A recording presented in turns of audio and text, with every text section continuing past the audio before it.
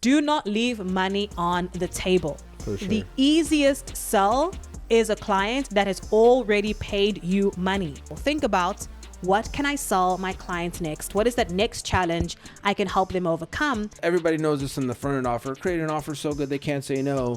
Well, create a referral program so good that they can't say no to it. How do you deliver so well for your client, meet their expectation, deliver an amazing client experience that your customers refer people to you?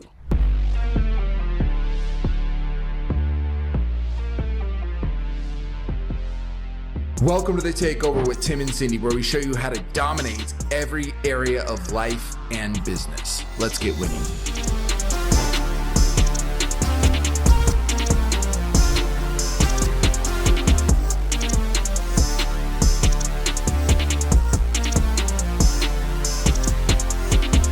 Welcome back to the Takeover with Tim and Cindy. Today we're going to show you how to 5x your revenue with your current clients. Lifetime value. Let's make more revenue, but also when you're 5xing your revenue with your current clients, you're generally going to increase your profit way more than that. Now we're also going to show you how to do what's called infinite scaling referral system. And that is, how do you turn every client you get into another new client? Meaning every new client that comes in the door, you're going to replicate and get a new client from that with the infinite referral system. Now, there's a lot of different pieces to this. We wanted to give you the main outcomes, which is 5x your revenue, create infinite referrals. But today we're going to walk through a lot of the details of how do you create client experience, how do you build your client journey, all the different components that are required to really deliver well for your clients and ultimately get them to buy more things from you. Now, this is a 5-part series of really how to grow and scale your business. Episode 1 was the overview.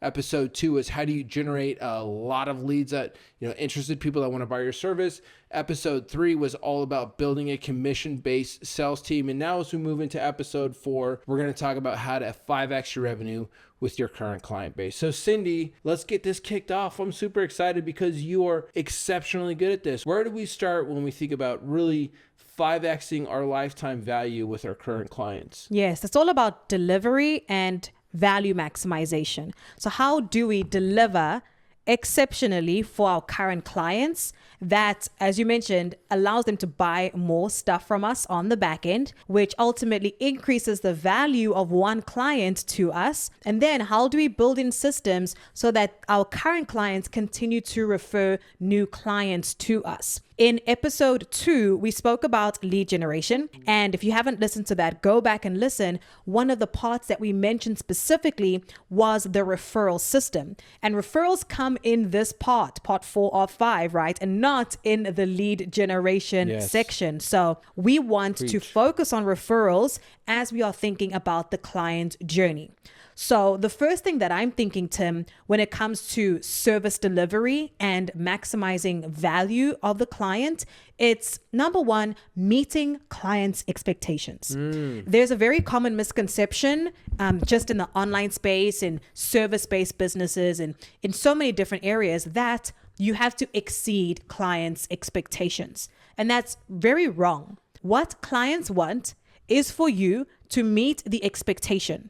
It's for you to deliver on what you said you were going to deliver. It's to fulfill on the promise that you made in the sales call. Exceeding expectations, that's over, above and beyond. Most companies are not even fulfilling on the bare minimum of the expectation. So when you're thinking about really good delivery and maximizing client value and happiness, it starts off by meeting expectations. So how can you have alignment between the sales team, what is being pitched on the call, and the operations team, what is being delivered? Because if there is misalignment, and if you are not able to fulfill on the expectations, minimum expectations that your clients have, you are not going to be able to retain your clients. So always think about, how can we have synergy between sales and operations? And most importantly, how can we meet client expectations? Not exceed, meet them. I love this because the whole under promise and over deliver, it's swept. So everybody knows that phrase, and it's actually really not walking in integrity when you deliver something different aka over deliver from what you promised your client you would do. And what happens is when you do over deliver, you actually create a worse customer experience because you start doing more work than you said you were going to do. So now that over delivery becomes an expectation where you feel like, man, we're doing more than we said we were going to do. We're doing more than we were paid to do. So you actually start to feel that they owe you something. And then your client thinks this is just the normal and they expect this. So when you don't over deliver, they now see you as under delivering. And what's super important to that is literally just do the delivery of what you said you would do. And I promise you, they will want to buy your next thing. Yes. Absolutely 100%. And then they will know the next thing that you're going to give them is exactly what you're going to tell them it will be versus weird under promise, over deliver. One thing is you do not want to train your clients that you give them more than they pay for, because then they expect that becomes the normal. And then when they don't get that over delivery, they get upset with you. Yes.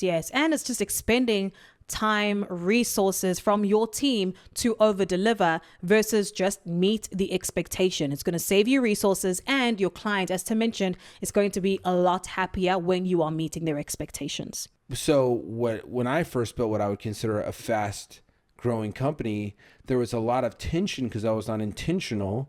There was a lot of tension between sales and operations. Operations would get upset because when sales would bring in more people because it was more work, and there was a misalignment between what was promised and what was delivered, and there was a lot of animosity. You want to, and you mentioned this, is you want to make sure that there's a lot of congruency between sales and operations, and we've dialed this in so much that when our sales team closes deals, who celebrates? Operations, yeah. Operations teams, yes, bring it in, we're excited. And every call is recorded from the sales team. If a client says, hey, I was promised this, we can literally go back to that call, see what was promised, what was not. And there's just so much accountability, and there's so much, the sales team and the operations team, they're just in so much unity that they want to make sure that what's being promised is being delivered. Yep. And it's just so powerful when you do that. But I will say, even when you are promising and delivering with congruency, you still have a lot of challenges. There's still going to be a lot of challenges, but that's going to eliminate all the unnecessary challenges that you shouldn't have to deal with just by making sure there's congruency there. Absolutely.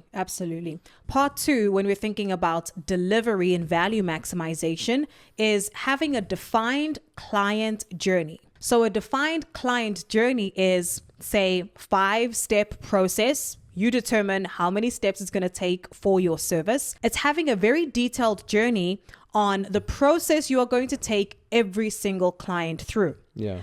Back to episode 1, where we spoke about the 90-10 rule. It's 90% process, 10% customization. So you are going to create a defined client journey that every one of your clients are going to go through the exact same process.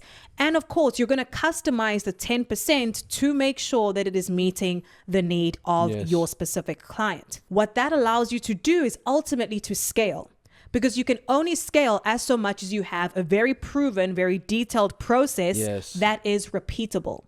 So an example of a client journey might look like: Step 1 is onboarding. Step 2 is building out the project plan. Step 3 is launch. Step 4 is collecting data. Step 5 is refine. That's a very simple client journey. And I know I need to take a client through every one of these 5 steps. And then, of course, we're going to customize as the client needs to along each of those 5 steps. And then as I'm taking clients through that process, I can refine and make sure that I'm customizing it to that specific client. But it's so important to have a defined client journey as we're building delivery and as we're maximizing value, because it allows us to see, okay, which part of the process or which part of the journey can we optimize? What part of the journey can we maybe remove if it's not relevant? What part of the journey can we ultimately scale and repeat? So you need a very clearly defined journey, ladies and gents. And even more than that, you should have KPIs for every step of the client journey as well. Yeah. So have very specific metrics that you can track for, say, onboarding. Maybe the metric that you assign is How quickly do we receive an onboarding form back from a client? The second step, maybe it's the project build out. For the project build out, what is the timeline for us to deliver this section to the client? The third one, for launch, how fast do we go to launch, right? What is the success metric at launch? Are we on track? Post-launch, it's just different metrics at every single part of the process also allows you to track where your clients are, and is your delivery or your service team doing a good job for every single part of the process? And how can you refine, right? Because ultimately, when I see a company and I see their delivery is not properly mapped out with the client journey, it's very difficult to know what to improve. What areas are clients getting stuck? You have to be able to move clients very seamlessly through a journey. And then, of course, as we mentioned, that 10% customization is key. But that's ultimately how you scale. If you are customizing 90% of delivery to a client, it is very difficult to scale, right? Our goal here with this series is to show you how to scale so you can remove yourself. And if you don't have a defined client journey, you cannot scale and you cannot remove yourself. And I think too about, I just came to mind is the thought of, you start to, when the more and more clients you have and the more defined the journey is, you start to realize where maybe different customers start getting like confused or frustrated at different parts in the journey. And that allows you, okay, well, we're starting to see in by step 5, they're excited, but by step 10, they're like, oh, or maybe they're frustrated about something. That allows us to be like, okay, well, so maybe in step 7, we need to tell them about this, or it allows you to start really tweaking that client experience because the more clients you put through it, you're going to see where the breaks are and where the frustrations of the clients come and all those different pieces. It allows you to kind of like make sure that the client experience, not just the client journey on your management, but the client experience is a pleasant one. And absolutely, the more mapped out you are, not just on the project roadmap, but being able to communicate that to the client. Hey, we have a 2-week onboarding process. Here's where you're at in the journey. We're on track. We're good. Next step is going to be this. That feels really good for a client. Cause like, I know you and I, we hired a really good company. They're awesome. They delivered a great product, but we didn't get that experience on the front end from them where it was like, here's step 1, step 2, step 3. There was no timeline. And so for us, we were kind of felt like we were in the dark. And you're kind of in limbo. Yeah. When you don't know what the team is doing versus what you're doing, if there isn't visibility. Absolutely. Yeah. And this company we hired, they did an awesome job. But we were constantly in the dark about like what they were actually doing. And so it was just having that little customer experience flip would have made our experience of the situation, despite getting delivered on lots of value, we didn't see what was going on along the way. And so our experience wasn't good. And so having that little, remember, customer experience is customer experience. It's not what you're doing. It's not the work you're doing and how hard you feel like you're working. That doesn't matter at all. In fact, you could be working very little. You could be it could be super easy for you to do. But if the customer's experience is really positive, then you've done a good job. So the primary focus should be on how are our customers experiencing this process? What is their interpretation of it? And then how can we make sure we're constantly tweaking that process to make the experience of the process, not just the outcome or the results of the program, but the experience of the process, exceptional. Absolutely. It's just the same example we think about Uber, right? And taxis. So initially when you like order a taxi or you hail a taxi, it's like there's that waiting period where you kind of don't know where the taxi is. Maybe you call in for one and you were kind of waiting. And what Uber did is it's the same concept of like ordering a taxi, but they showed you where the car is on the journey. And just that communication of seeing where the car is significantly boosts client experience. Yes. So if you think about that from your service delivery perspective, when you can communicate with the client and they can see exactly where you are in the journey, it automatically heightens their perception of client experience and how good that is. All right. So we have set proper expectations, and now we are just going to meet those expectations, kind of the first step in this process. Then from there, we want to create a very defined customer journey with timelines in each step so that can be internally for project managing, but also externally for client experience. Where do we go from here, Cindy? Our next step is to refine with feedback. So very often business owners will build a business or a service around what they think their customers want versus what they actually want. Facts. And no one will tell you what is right or wrong about your service than your paying customers will. So here's where you want to refine based on feedback. Are you polling your customers and your clients to see what areas of the journey they loved and which they didn't?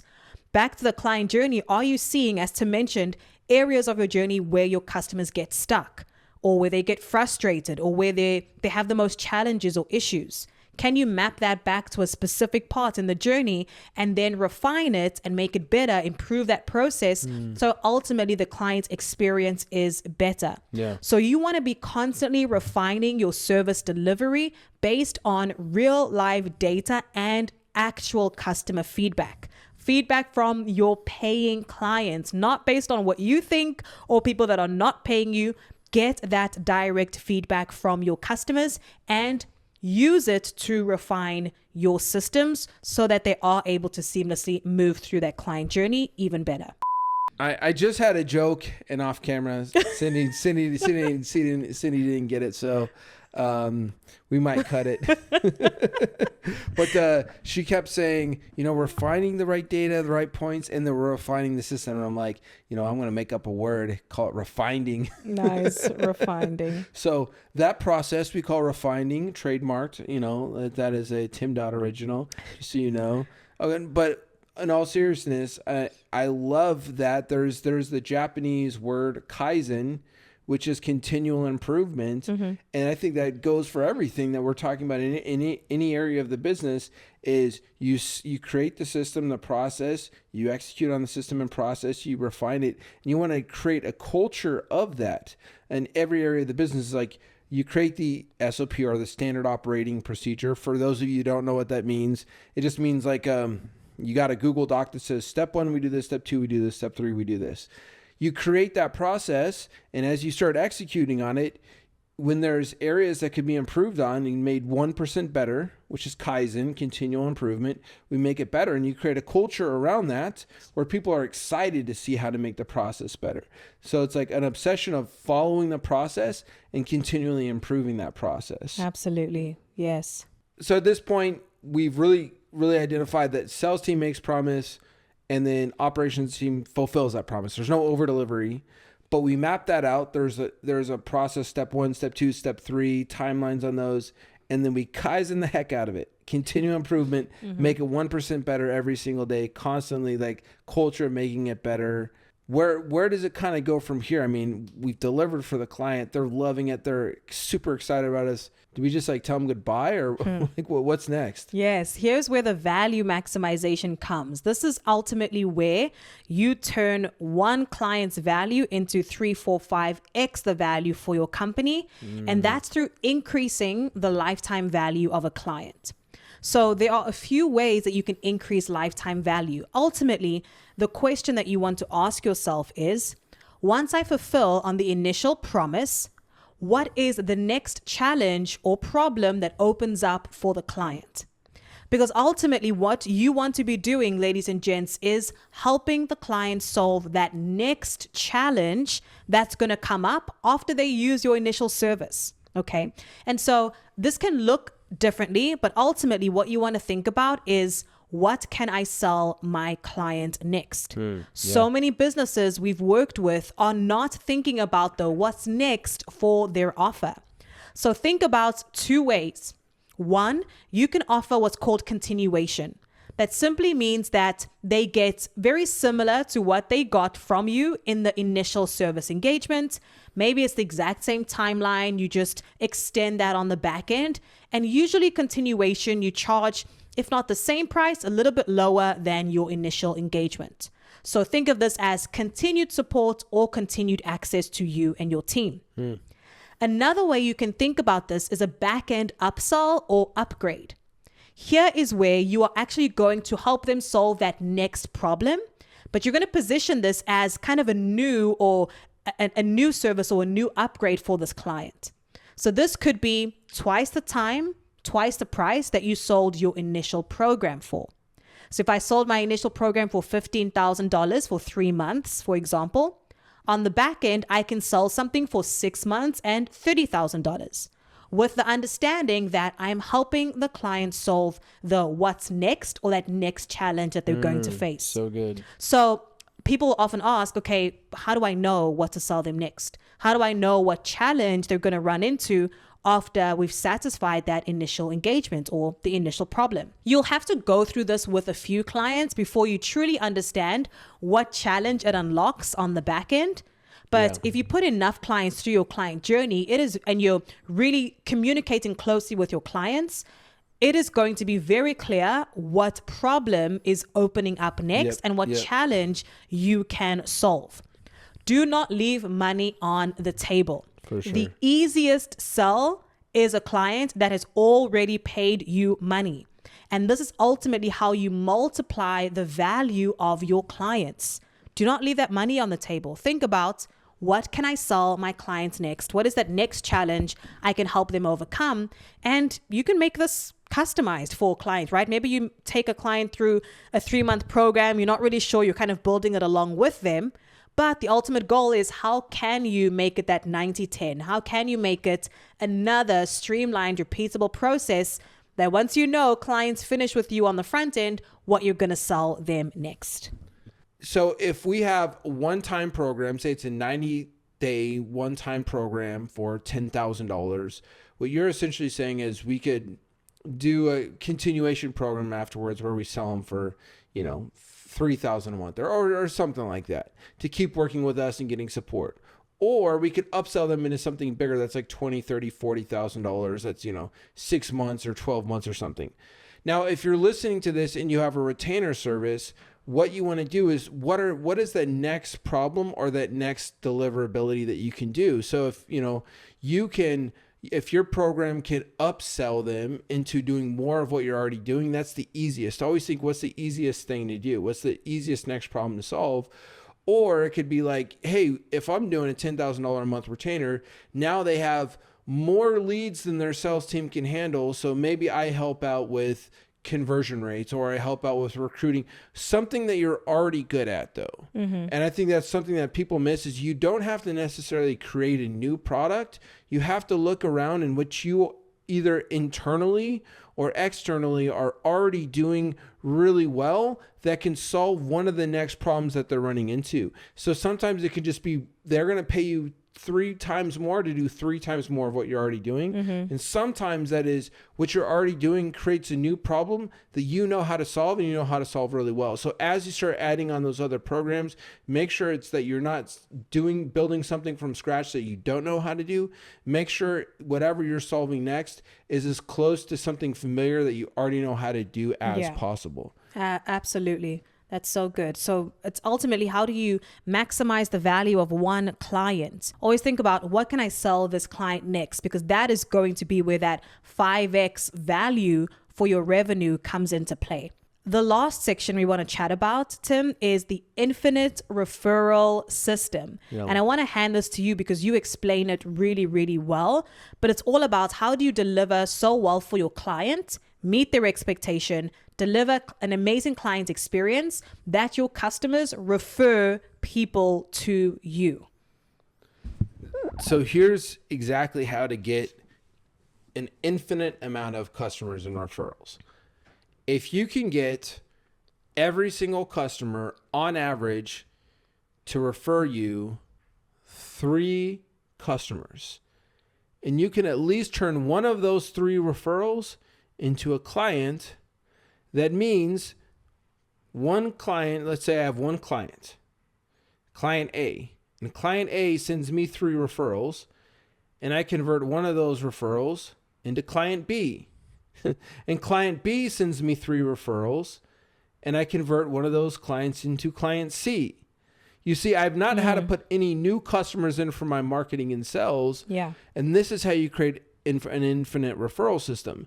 Now, there's different ways to do that. There's different strategies to do that. But what you got to think of is, if I can, on average, get every client, if I have 100 clients, how do I get 300 referrals from those 100 clients? And then how do I make sure that out of those 300 referrals that I'm getting at least 100 clients from that? And so it can take a little time to dial it in. And I know you're going to go over some strategies about how to get the referrals, but once you have it dialed in, including the sales process, you now have an infinitely scalable company, because anytime the sales team brings in a new client into the fold, you now have a referral machine that's going to bring you customer A, and then the customer A is going to bring you customer B, and the customer B is going to bring you customer C, and so on and so forth. And so that is how the mechanics of the infinite referral system and process works, and it works really, really well. And this is another way of how do you lower your client acquisition costs that people don't talk about. Yes. Because if I can say I'm running an ad campaign that's getting me a client acquisition cost of $5,000 for a $20,000 program, it's pretty good. But if I can get every client that I bring in to bring me a referral that closes a deal, that first referral phase, that first layer of referrals, cut my client acquisition cost in half. Yes. From that channel. So this is something, I think the lifetime value of what we just discussed and the infinite referral system of really getting referrals, people don't do this much. People are talking about it more now these days. It's become a little bit more popular these days, but very few people know how to execute on it. So when you're thinking about how do you systematize and streamline a way to get referrals, like how would you do that operationally? Yeah, so good. The number one tip I would give is to ask. I think people leave so much money on the table because they're just not asking their clients for referrals. They're waiting for their clients to refer people. So you have to be intentional and proactive, you and your team, about asking clients for referrals. Best time to ask for a referral is at what we call a high or peak. When something great has happened with that client, maybe you fulfilled on something and they're super happy. That's a great time in the client journey to ask for a referral. Hey, who else do you know that would benefit from this service? Okay, that's a great way to do it. And just make sure that at least one time in the client journey, you've asked every single one of your clients for a referral. A lot of people just leave money on the table because they're not proactively asking. And then I would say the second part to that is making it easy for people to refer and making the incentive good. So think about when you are building out your referral system, what is the incentive you're going to give to your client that's referring, as well as for the person that they refer. So if you can make it kind of like a two-part, you get something and the person that you refer gets something, it automatically boosts the likelihood that they're going to refer a friend or a coworker or somebody that they know in their network. So you want it to be what I call a win-win-win, a win for your client who's going to refer, a win for the person that they refer, as well as a win for you as the company. And I think even doing that in a way that is like the whole, we're going to give you $100 for every client that you send us. Okay, cool.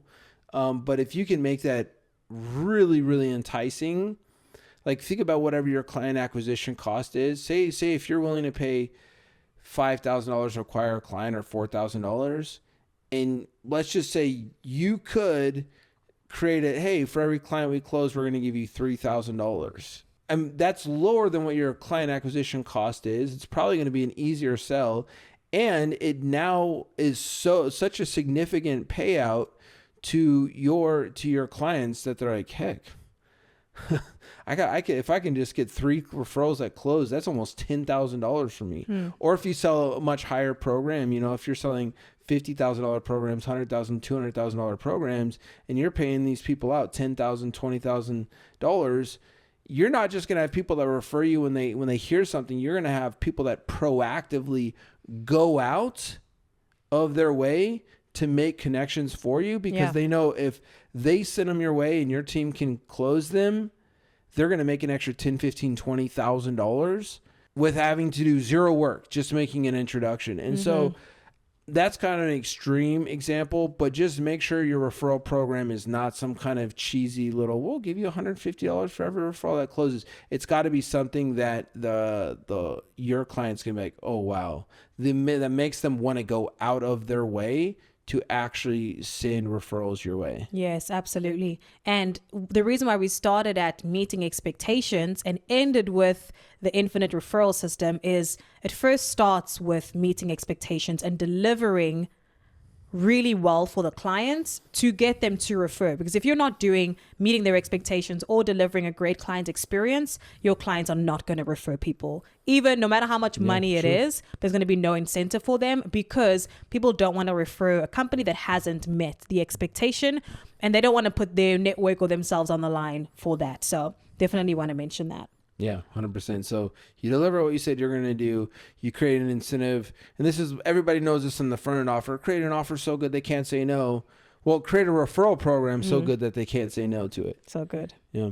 Love that. So this is how you can 5x your revenue without adding more clients, and also create an infinite referral system. So every client that you get turns into a new client, which turns into a new client, which turns into a new client. This was really powerful.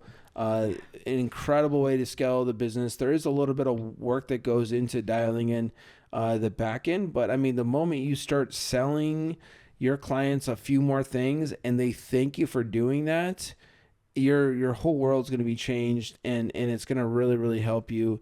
And the beautiful thing about this is when you get people to buy more things from you, you already know how to work with them. So a lot of times it's less work, less onboarding, less processes. So a lot of times you're going to find that these back-end programs, as some people call them, or the what's next programs, are actually going to be more profitable and less time and energy from the operations. Yeah, absolutely.